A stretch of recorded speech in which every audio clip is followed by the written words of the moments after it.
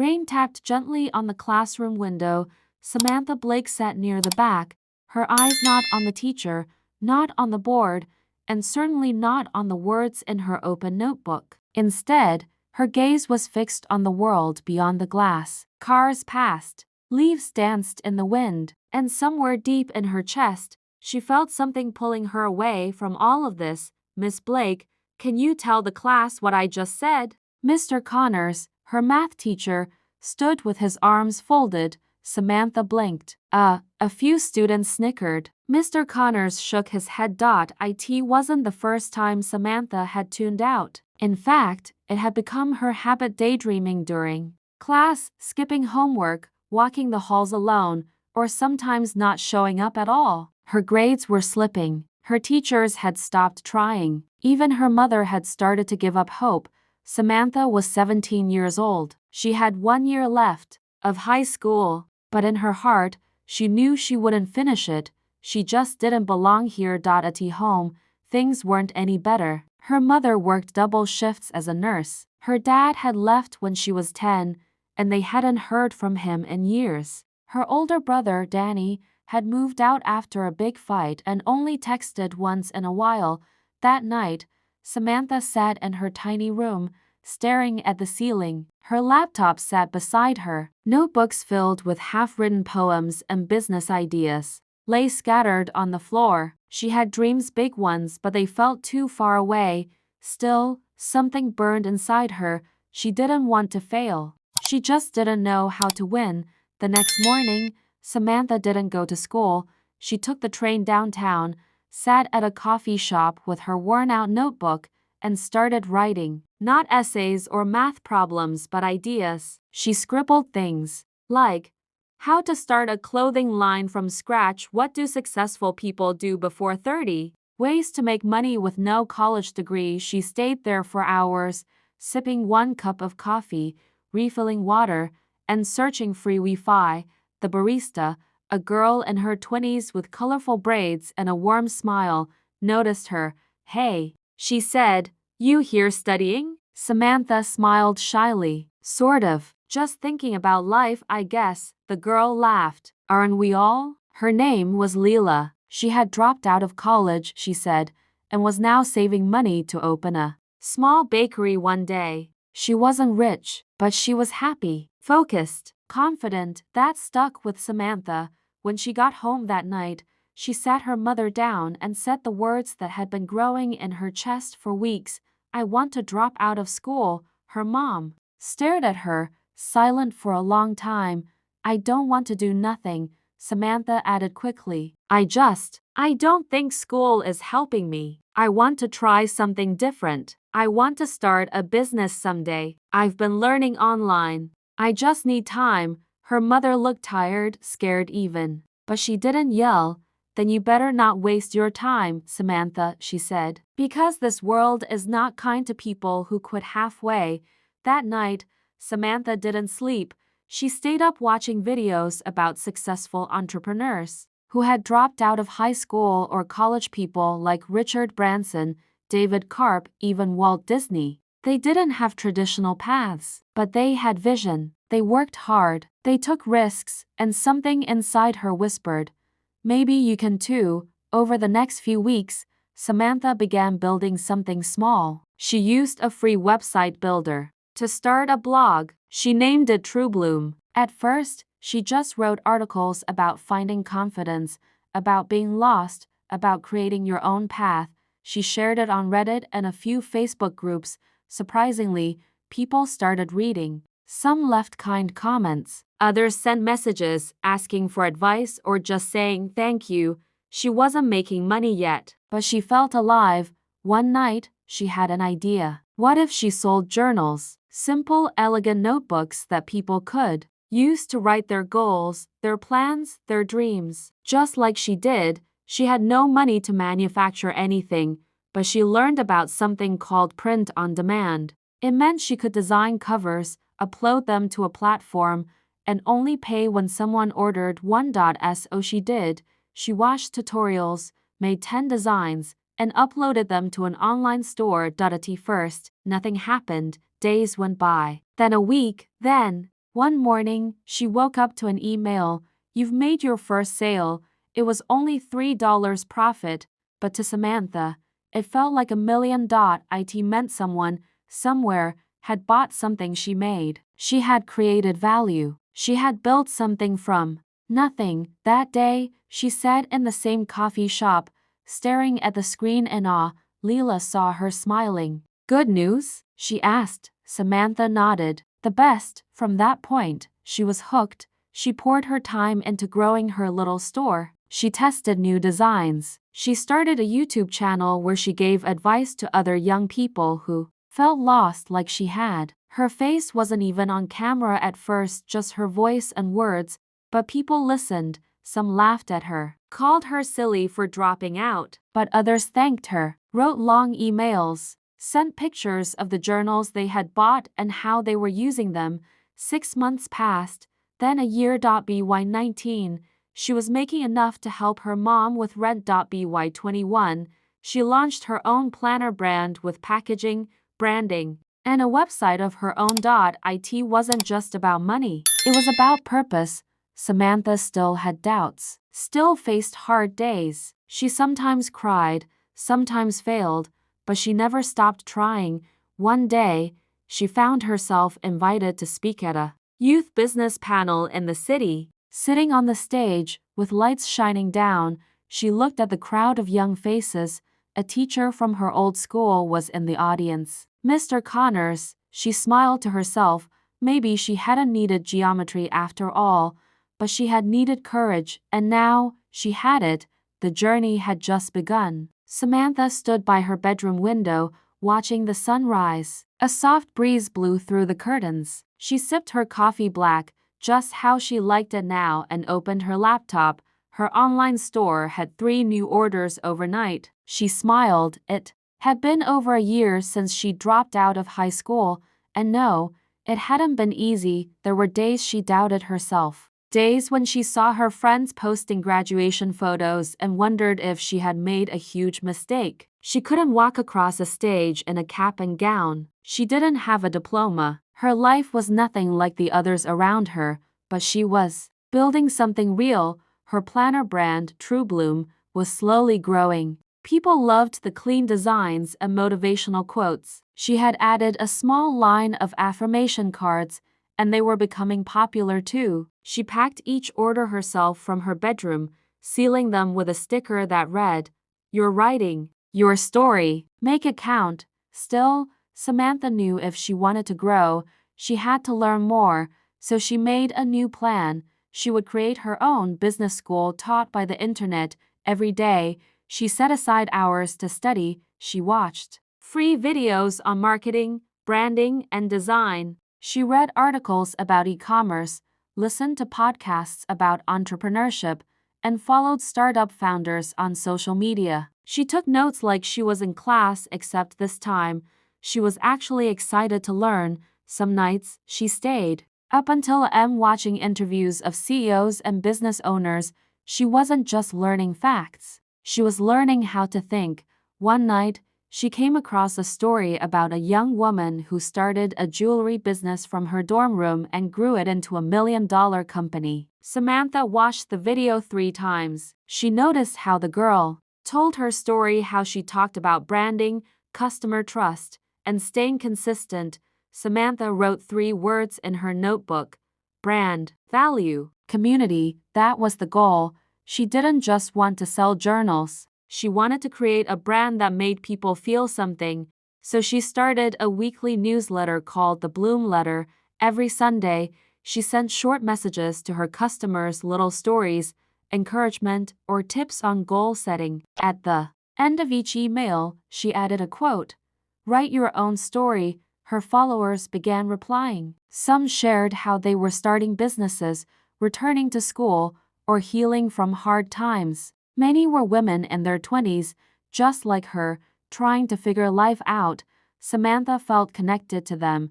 She wasn't just selling products, she was building a movement. One day, while working at the coffee shop, Leela sat down across from her. "You've been working like crazy," Leela said, sipping her iced tea. "Have you taken a break?" Samantha laughed. I'll rest when I hit 1,000 orders. You're probably halfway there. Almost.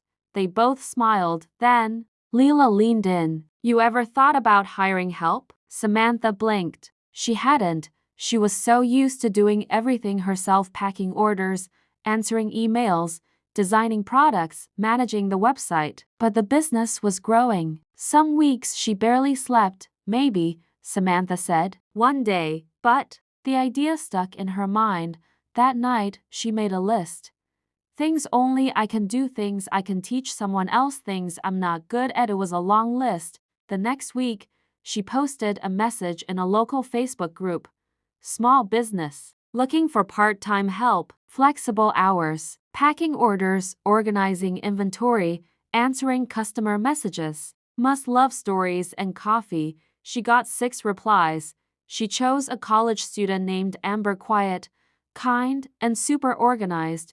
With Amber handling small tasks, Samantha had more time to focus on bigger things, like partnerships. She started reaching out to influencers, small ones, not celebrities. People with loyal followers and good energy. She sent them free journals with handwritten notes. Some replied with thank you messages. A few posted pictures. One video even went a little viral. Orders doubled that week. Samantha reinvested every dollar she made. She upgraded her website, ordered custom packaging, and paid a graphic designer to help with new designs. She bought a used camera and started filming behind-the-scenes videos of her process. She wasn't trying to look perfect. She was trying to be real. People connected with that. But not everything was smooth. One day, her entire online store crashed. A technical bug wiped out her product pages. For a full day, she couldn't take orders. She panicked. She cried. She called customer service 5 times. But instead of giving up, she stayed up all night fixing it. By morning, the store was back online, and she had learned how to back up everything. Another time, a supplier messed up a batch of journals, wrong color, wrong paper, wrong size. Samantha lost 2 weeks of orders and had to refund customers. It cost her hundreds of dollars and some trust. She wrote a public message. We made a mistake. I own it, and we'll make it right. Her honesty paid off. Many customers stayed. Some even praised her transparency. Through it all, she kept learning. One night, as she sat packing orders with Amber, she looked around the small room, boxes stacked to the ceiling, sticker rolls on the desk, planners neatly packed in tissue paper. This is real, she whispered. Amber smiled. It's more than real. It's growing. Samantha nodded. I want to do more. What's next? Samantha stared at her vision board. It had 3 goals: launch full product line, rent a real office spaces, speak at a business event. She pointed at the first one. We're going all in. Over the next few months, she developed new products, wall calendars, goal planners, and a line of notebooks called Start Anywhere. She kept everything simple and clean, with powerful quotes and beautiful packaging. She worked with a small manufacturer to produce better quality. It was risky, expensive, but she believed in her vision. She launched the new line with a video called For the Ones Who Almost Gave Up. It was raw, honest, and emotional. It reached over 100,000 views in 2 weeks. Orders flooded in, and then came the email that made her heart stop. A major bookstore chain wanted to talk. They had seen her video. They loved her story. They were interested in carrying a limited run of True Bloom planners in select stores. Samantha stared at the screen, her hands shaking. She called her mom first. I got an offer, she said. For a job? No, for a partnership. There was silence. Then her mother said quietly, I'm proud of you, Sam. Samantha closed her eyes. She had dropped out of high school. She had started from nothing. She had cried, doubted, and almost quit more times than she could count. But she had built something, and now the world was noticing. The journey wasn't over. In fact, it was only just beginning. The office space was small, a single room with white walls, 2 desks, a dusty window, and a flickering overhead light. But to Samantha, it felt like a palace. She had signed the lease 3 days earlier. It was the first time she had something. Outside her bedroom, a real space, with a key and a name on the mailbox. Truebloom LLC. Amber walked in behind her, carrying a box of shipping supplies. It smells like paint and old dreams in here, she joked. Samantha laughed. Then it's perfect. They spent the next few hours setting up shelves, stacking journals, and moving in laptops and printers. By sunset, they were surrounded by packaging tape, half-assembled desks, and takeout boxes. But Samantha stood in the middle of the room, eyes wide. This is happening, she whispered. The deal with the bookstore chain had gone through. It was a small pilot program, just 50 stores to start, but it meant her products would be on real shelves, in real cities, touched by real people who had never heard of her. It also meant deadlines, paperwork, inventory counts, legal things she didn't fully understand. Samantha had to grow up fast. She hired a lawyer to help with contracts, found an accountant who specialized in small businesses, and started having Zoom calls with people in suits who said things like net terms and wholesale pricing tiers. She didn't always know what they meant, but she wrote everything down, Googled after every call, watched more tutorials, listened to podcasts, and messaged other founders for advice. One evening, she was invited to speak at a local startup meetup. It was held in a co-working space downtown. About 40 people came, young professionals, dreamers, coders, writers, and a few people twice her age. She stood at the front, holding a small mic, and told her story. I dropped out of high school at 17, she said. Not because I didn't care, but because I cared about something else. I just didn't know what it was yet. People listened, nodded. Some smiled. I didn't have a plan. I just had an idea and a lot of questions. I still don't know everything, but I've learned that action beats fear. Every single time. When she finished, they clapped. Afterward, people came up to thank her. One woman in her 40s whispered, "You made me want to start again." Another man asked, "Do you mentor?" Samantha didn't know how to answer that. She wasn't an expert. She wasn't even finished, but she was learning every single day.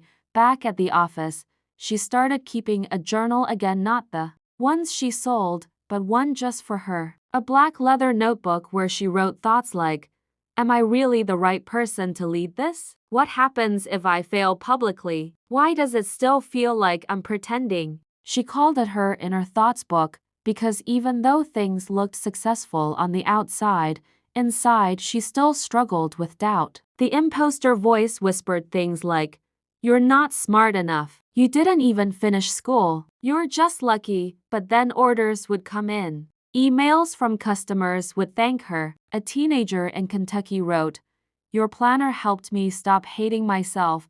That one made her cry. She taped it to her wall. When her first batch of planners arrived at the bookstore warehouse, she visited one of the store locations in person. There they were, 3 Truebloom planners on a clean white shelf, tucked between 2 big-name brands. She picked one up, running her hand over the smooth cover. This was real, but real didn't mean easy. Sales were steady but not booming. Marketing costs were growing. Her manufacturer had shipping delays. One influencer partnership flopped completely. A batch of planners got damaged in transit. Then Amber had to leave the company for school. Samantha felt like everything was falling on her again. She began working late into the night, barely sleeping. One day she collapsed at her desk, waking up to a spilled coffee and a pounding headache. She needed help, so she made a bold move. She posted a job listing, not just for help packing boxes, but for someone who could help run the business. She didn't need another assistant. She needed a partner. 3 weeks later, she met Jordan. He was 26, a quiet, detail-oriented type who had worked in operations for a small tech startup. He had a background in logistics and a love for clean design. More importantly, he believed in the mission. Samantha was nervous about bringing someone into her world, but after a few trial weeks, she saw the difference. Jordan helped organize the supply chain, renegotiate shipping rates, and track inventory with software instead of sticky notes.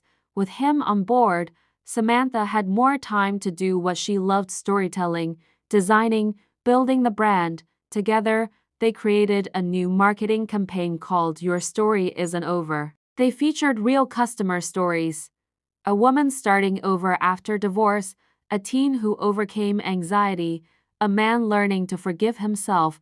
Each one showed someone writing their next chapter. The campaign touched thousands. Their Instagram doubled. Newsletter signups surged. Sales jumped. People didn't just want planners, they wanted hope. One day, a message came in from a producer at a daytime talk show. They were running a special series on young entrepreneurs, and someone had recommended Samantha. She stared at the message for 5 full minutes. Jordan looked up. "You okay?" "They want me to be on TV," she whispered. He smiled. "Then let's get you a good blazer." The interview aired a month later. Samantha sat on stage beside 2 other young business owners. The host asked about her dropout story, her inspiration, her struggles. "What would you say to someone watching who feels like they've already failed?" The host asked. Samantha looked straight into the camera. "I'd say, failure is just part of it. If you're still breathing, you haven't failed. You're just in the middle of the story." The next day, her website crashed from the traffic. They made more sales in 48 hours than they had in the previous 6 months combined. It was overwhelming but incredible. Jordan stayed calm. They brought in temporary help. Orders were packed. Emails were answered. Returns were handled. And through it all, Samantha stayed grounded. She still walked to the office with a coffee in hand, still wrote in her black notebook, still called her mom every Sunday. One evening, as she cleaned up the office, she found an old sticky note behind a filing cabinet. It said, "One day, I'll make something that matters." She had written it 2 years earlier, and now she had, but she knew something else too. This wasn't the end of the journey. She was just getting started. The day she got the email, Samantha was sitting cross-legged on the floor, folding shipping boxes. It was from an investor, a real one, someone who had backed several successful women-led startups. He had seen her interview on TV, visited the TrueBloom website, and read her backstory on the About page. His message was short: "Impressed with your growth. If you're ever raising money, I'd love to talk." Samantha's heart thudded in her chest. She had never even thought about investors. She had bootstrapped everything, used her own money, profits from sales, and long hours to grow the business from zero. She liked being in control, liked that she answered to no one, but things were getting bigger and harder. Jordan had been gently nudging her for months.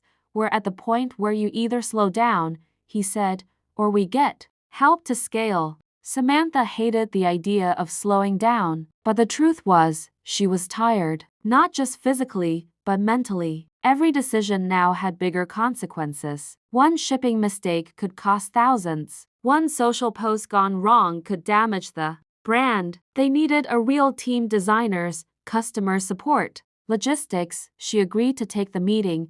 It was her first real pitch. The investor was calm and kind, but asked sharp questions. What were her margins, her growth rate, her customer acquisition cost? Samantha didn't know every number by heart, but Jordan helped fill in the gaps. By the end, the investor smiled. "You're green, but you're honest. That matters more than you know." 2 weeks later, she had a term sheet in her inbox, a 6-figure investment. Her hands shook as she held the printed copy. She could finally hire full-time staff, move to a larger space, launch new product lines, do marketing at a real scale. It felt like a golden ticket, but it also came with pressure. Growth meant expectations. Money meant accountability. That night, she walked through her neighborhood under the stars. It reminded her of when she used to deliver planners out of a plastic bin, catching her breath between doorsteps. Back then, she only dreamed of 100 orders. Now she had thousands. She signed the deal the next morning, and everything changed. They moved into a larger workspace, a small warehouse with tall shelves and a bright conference room. Samantha hired a small team, a full-time graphic designer, a customer service lead, and 2 people in fulfillment. Jordan became COO officially. They created new packaging, launched seasonal collections, started running Facebook ads and YouTube pre-rolls. Revenue soared, but so did the pressure. Suddenly, she wasn't just a girl with a dream, she was a founder. With employees, investors, deadlines, and payroll to meet, she missed the early days, sometimes the simplicity, the control, the quiet. But this was the dream, right? She reminded herself of that constantly until one day, she crashed. Not her website, her body. She was in the middle of preparing a presentation for a potential retail expansion. She hadn't eaten all day. She was working on 4 hours of sleep. And then, just like that, her vision blurred, her chest tightened, and she fainted at her desk. She woke up in the hospital. Exhaustion, burnout, dehydration. The doctor told her something that hit hard. You're 26, Samantha. If you keep pushing like this, your body won't wait for your dreams to catch up. It scared her, but also woke her up. That week, she canceled 3 meetings, took 2 full days off. She turned off notifications and went to the beach, sat in the sand, stared at the ocean, and asked herself a simple question. Am I building the life I want or just a company that looks good? She didn't answer right away. Instead, she wrote in her black notebook 3 words: balance, boundaries, breathe. When she returned to work, she made changes. They switched to a 4-day work week. She gave her team flexible hours, hired a consultant to help improve workflow, and for herself, she got a therapist. Not because she was broken, but because she needed a place to think and feel, away from the company. It helped. So did journaling. One entry read, "Success isn't about how fast you grow. It's about whether you can still hear your own voice as things get louder." Her voice was coming back. She realized something else. She wanted to teach, not in a classroom but through sharing her journey. So she started a YouTube series called Startup Journal. Each week, she posted short videos where she talked about mistakes, wins, lessons, and the emotional side of running a business. She didn't try to be polished, she just tried to be real. The channel grew quickly. One video, "I Burned Out, Here's What I Did Next," reached over 1 million views. Suddenly, she wasn't just a founder, she was a voice for other young dreamers. A high school student messaged her, "I was gonna drop out and give up. But then I found your video. You made me feel like it's still possible." That message stayed in her inbox, pinned forever. Later that year, Samantha was invited to speak at a national women's business summit. She stood on stage in front of thousands of people, lights shining on her, voice steady, wearing a blazer and sneakers. She smiled before she spoke. "Some of you are here with degrees, some without, some with money, others with nothing but an idea, and some fight left. In you, whatever your path, just know this: you are not behind, you are not broken, you're building." The crowd stood and clapped. Tears filled her eyes. After the talk, a woman came up and said, "You gave me permission to start again." That night, back in her hotel room, Samantha looked out at the city skyline. The lights sparkled. She opened her journal and wrote, "This dream is no longer just mine. It belongs to everyone who's ever been told they weren't enough. To every dropout, every underdog, every person rebuilding their life." She had money now, a team, a growing brand, but more than anything, she had purpose, and she was nowhere near done. The morning of her 30th birthday, Samantha woke up before sunrise. She didn't check her phone. No emails, no alerts. Not yet. She just sat on the edge of her bed, wrapped in a blanket, listening to the quiet outside her window. The city hadn't woken up yet. It felt like the world was holding its breath. She was officially 30 years old, a number she once thought meant everything.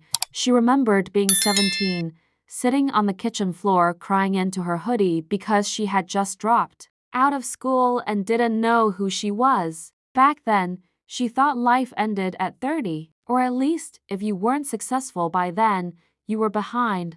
Now, she smiled at the thought. She didn't feel behind. She felt alive.